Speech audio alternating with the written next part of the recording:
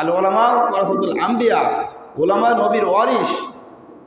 এই শ্রেষ্ঠ উম্মতের মধ্যে শ্রেষ্ঠ মানব হচ্ছে আলেম উলামা। এই আলেম উলামার শ্রেষ্ঠত্ব হচ্ছে আলেমদের সিরিয়াল জান্নাতের প্রথম কাতারে, আবার আলেমদের সিরিয়াল জাহান্নামের প্রথম কাতারে। যেই দিনই যত ভালো তার বিপরীত খারাপ হলে সবার আগে সে।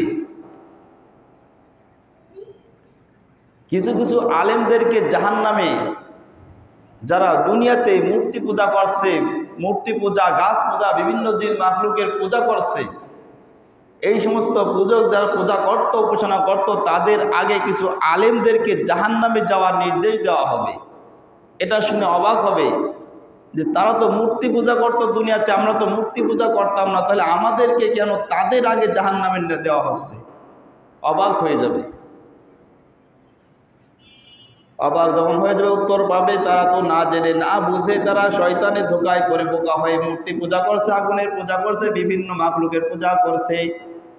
তোমাকে তো আমি আল্লাহ তোমাকে কোরআনের জ্ঞান দিয়েছিলাম, হাদিসের জ্ঞান দিয়েছিলাম, ভালো মন্দ জানার পথ, বোঝার পথ, তোমাকে সেই জ্ঞান তোমাকে দান করেছিলাম।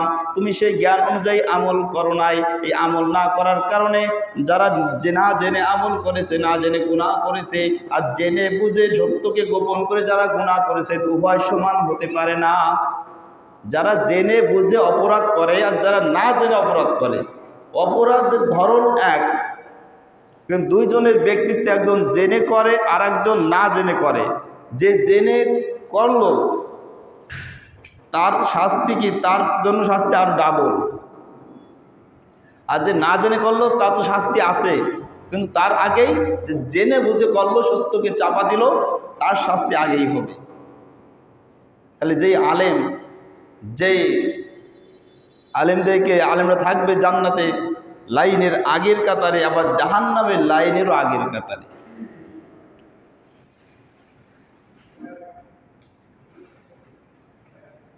এই জন্য আল্লাহ রাব্বুল আলামিন বলছেন, ইয়া আইয়ুহাল্লাযীনা আমানু